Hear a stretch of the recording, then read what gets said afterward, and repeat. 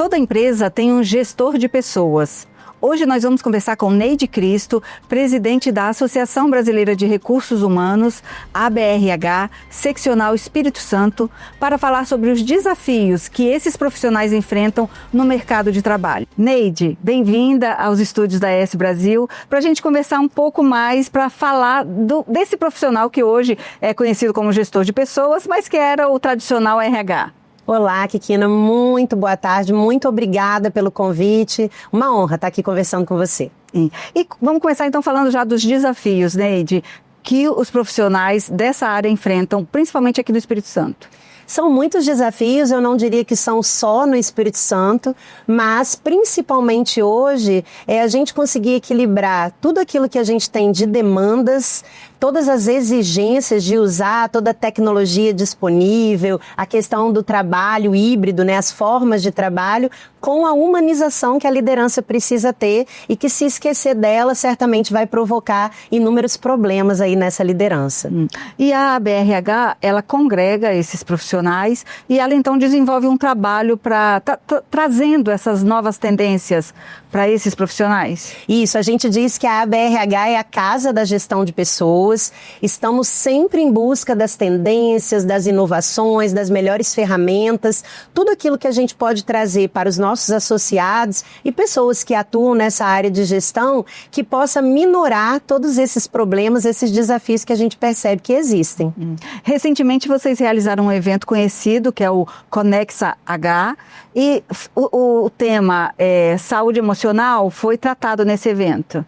Sim, o Conexa H, ele acontece há 35 anos, ele tinha uma outra nomenclatura, mas o congresso mudou um pouquinho de nome, até para acompanhar toda essa tendência na área de gestão de pessoas, e há 35 anos nós escolhemos com muito carinho, através de um comitê muito especializado, quais são as temáticas que a gente precisa trabalhar durante aquele ano. E, com certeza, saúde mental tinha que ser uma das temáticas escolhidas, principalmente com a questão da NR1, né, entrando em vigor, não mais sendo cobrada, mas sendo muito importante para que fosse trabalhada. Então, nós trouxemos alguns especialistas para falar dessa área e acredito que a gente pôde, sim, contribuir bastante para o aprendizado dos profissionais que participaram.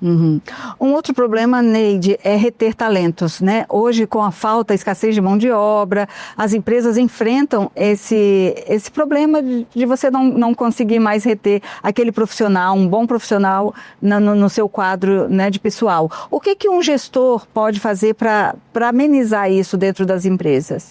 Kikina, essa sua fala é importantíssima e eu diria que hoje as empresas não têm problema só em manter este profissional, esse talento. Hoje, com o Espírito Santo tendo aí em média 3,8 de taxa de desemprego, a gente tem também uma dificuldade para captar esses talentos, esses bons profissionais. E aí uma outra questão que você traz que é extremamente importante é o papel da liderança nessa manutenção do talento. Hoje a gente tem várias gerações trabalhando no mercado e que não olham só mais o salário, os benefícios que são oferecidos, e sim vão olhar tudo que contempla esse pacote de permanência na empresa. E a liderança, segundo várias pesquisas, é um dos pontos primordiais. Então, o que a liderança pode fazer? Primeiro, e parece óbvio, mas o óbvio também precisa ser dito, respeitar esses profissionais, dando a eles os desafios que são necessários, dando a autonomia também para que essa pessoa consiga fazer bem o seu trabalho, reconhecendo, não é, Kikina? Quantas vezes a gente vê aí lideranças que cobram e na hora do reconhecimento isso não acontece. Então, tudo isso vai contribuir para que o profissional fique na empresa, claro, porque ele precisa do trabalho, da remuneração, mas também pela admiração, pelo respeito que ele tem, tanto com a sua liderança quanto com todos os demais colaboradores que ali estão. As relações trabalhistas mudaram muito, né, nesses últimos anos? Muito. A gente tem hoje modelos de trabalhos diversos, né, muita questão da pejotização que entrou e que a pessoa não tem mais aquele vínculo com a empresa ou a permanência diária dentro da empresa, trabalhos temporários.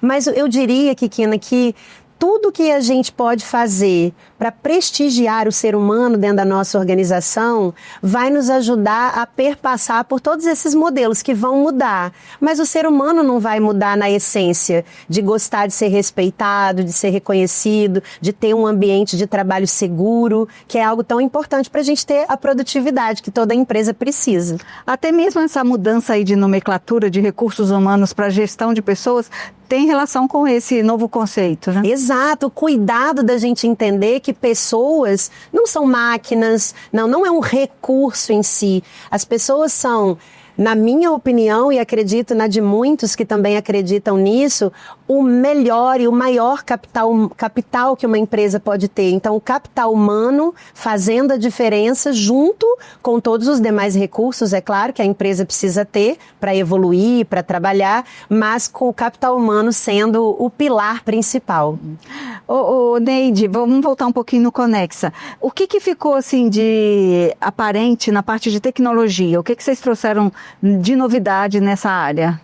Existem hoje muitas ferramentas que podem contribuir para que a liderança tenha mais argumentos, mais respaldo para tomar suas decisões. Então, hoje a gente tem tecnologias que vão nos ajudar a avaliar melhor como está o clima da empresa, a também otimizar tempo nas tarefas, nos afazeres que são mais, talvez, rotineiros. O RH trazendo também para dentro dessa área de gestão de pessoas essas ferramentas que vão auxiliar o líder a ter tempo para aquilo que ele mais precisa, que é cuidar de gente. E aí uma das coisas que me chamou bastante atenção é também a tecnologia agora dentro da parte de recrutamento e seleção. Então a gente tem sim a inteligência artificial ajudando nesse processo de recrutamento e seleção. A gente também tem hoje ferramentas tecnológicas que nos ajudam na avaliação de desempenho do colaborador, nas pesquisas de clima, como eu já falei.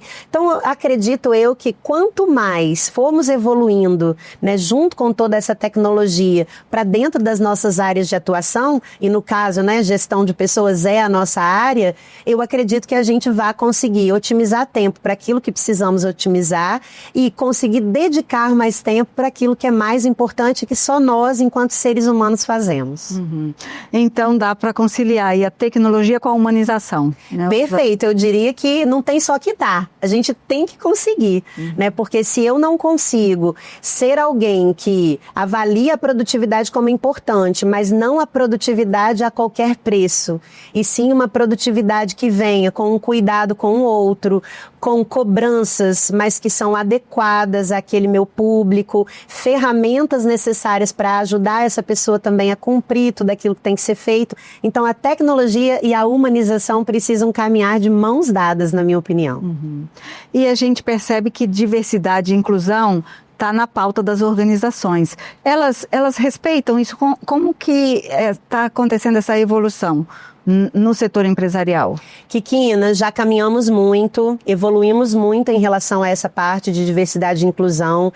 Hoje eu vejo diversas empresas com propostas muito firmes em relação a essa inclusão, tanto de gênero, quanto também de raça, a questão da religião, né? E pessoas estrangeiras que estamos trazendo também de fora, enfim.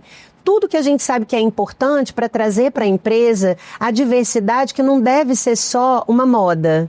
E sim as empresas entendendo que essa diversidade traz sim um benefício gigante.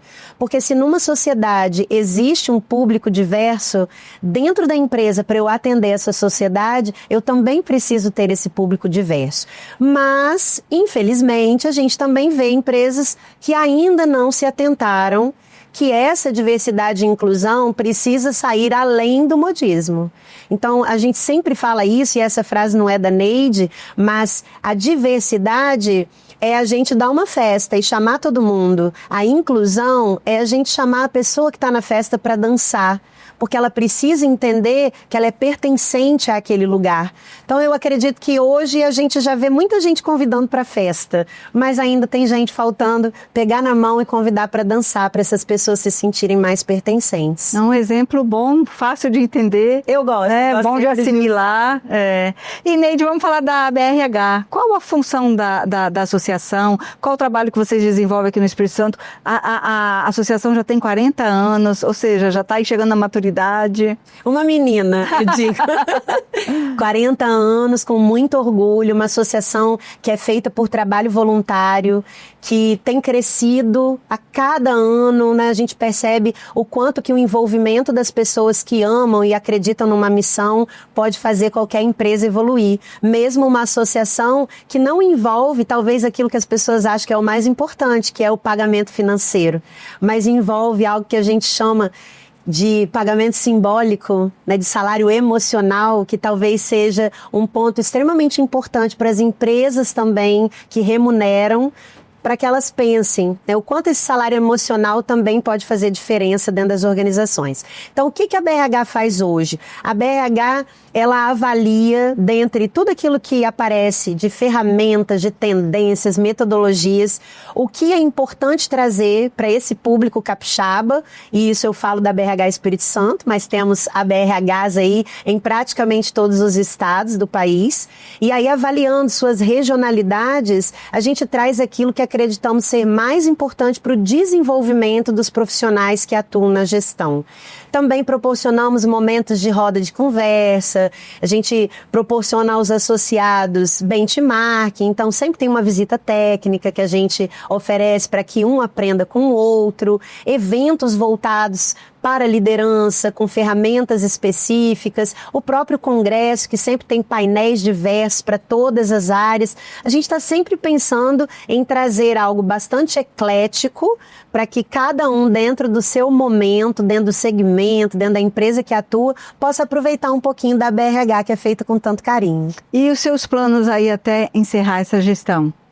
Faltam 2 anos e meio para o término dessa minha segunda gestão, que é maravilhoso, é com muito carinho que eu estou, né, à frente da BRH, e não estou sozinho, eu sempre gosto de frisar isso, com uma equipe incrível, maravilhosa, que faz o seu melhor para todas as entregas, mas a ideia é que a gente continue sendo referência na área de gestão de pessoas aqui no estado, que continuemos buscando sempre trazer aquilo que é inovação, que é tendência, que é metodologia para contribuir para que essas lideranças possam cada vez mais aprender o que é o melhor e levar o que é o melhor também para dentro, né, das suas equipes de trabalho. A gente acredita, Kikina, que melhorando o nosso interior, né, aquilo que as empresas têm de melhor, que eu já disse que é o capital humano, que são as pessoas, a gente melhora também automaticamente aquilo que a gente leva para fora, que é o nosso serviço, o nosso produto. Então, que a BRH sempre possa permanecer sendo essa casa, esse lugar que as pessoas, quando pensam em gestão de pessoas, falam, vou a BRH procurar ali uma ajuda, né, uma conversa, algo que possa contribuir com o meu trabalho. Que assim seja. Muito obrigada, muito obrigada. Neide, muito obrigada por essa entrevista, por vir a ES Brasil, conversar com a gente e falar um pouco mais desse trabalho. Eu que agradeço, foi um prazer, pode convidar sempre, a gente está sempre aqui à disposição para atendê-los. Para saber mais sobre esse e outros conteúdos, acesse esbrasil.com.br.